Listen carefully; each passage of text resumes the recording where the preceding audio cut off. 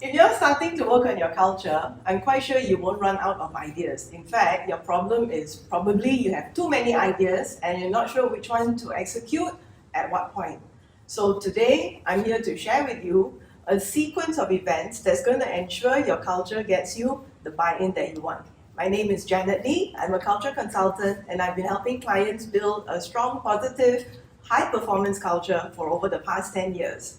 And during this time, we have developed what we call a blueprint for building business culture. We call this the 3BC.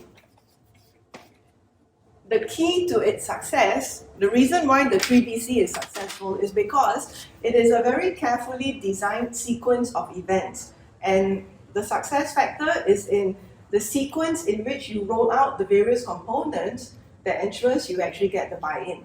Now, I'm going to explain further. The first stage is where we call this the conception.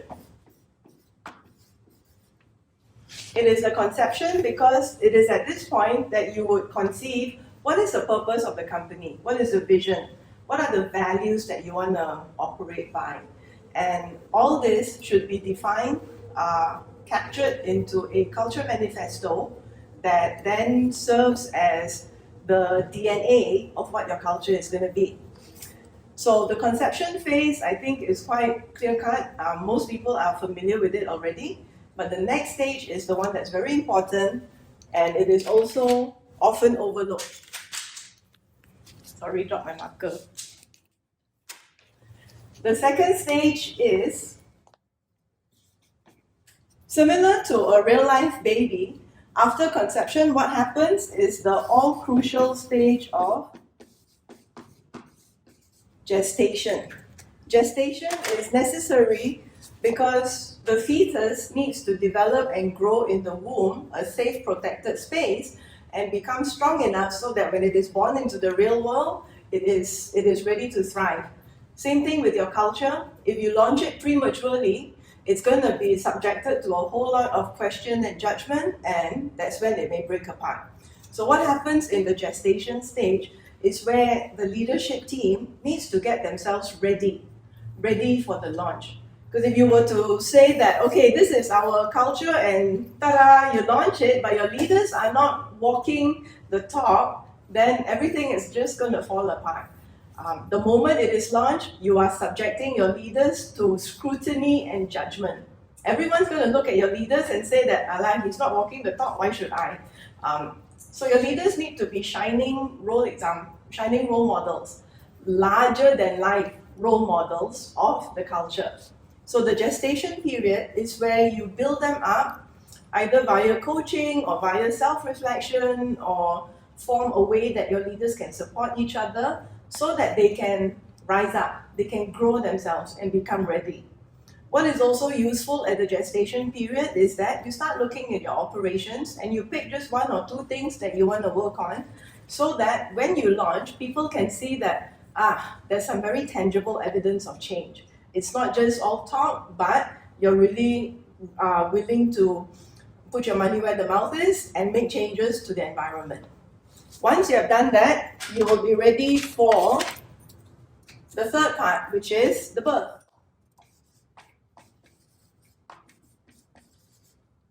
The birth is when you would do your culture cascades, and in the culture cascade, you want to announce your vision, mission, values in a way that is so real and compelling that you can win people's hearts as well as their heads. And the most effective way to do that is that the CEO will speak about it, but you also invite your leadership team to speak about one aspect of it. Maybe each one can speak about one value. This is so important because they are the bridge between the CEO and the rest of the people. And if you can cascade it down to invite the HODs to also say something, that's going to be very meaningful too. Because the people may see the CEO as an emperor from afar, but they would see their HOD on almost an everyday basis. So they can relate better to the HOD. And when they see that the HODs are echoing the same message as the CEO, that's going to convince them that, oh man, this is for real, this is actually happening. And then you present the evidence of change what you have done in the gestation period, the 1 or 2 changes that you've made to the operations, then people will get it that, okay, this is for real, I better get on board. Once you have done that, the final stage of the blueprint, it's very similar to life. Once your child is born, does the job end? No way. It is the beginning of a lifetime of nurturing the baby. So same thing with your culture. After birth, it will be a lifetime of growth. And in this lifetime of growth, you want to start building a complete ecosystem that can sustain the culture that you have created. All this will get you momentum.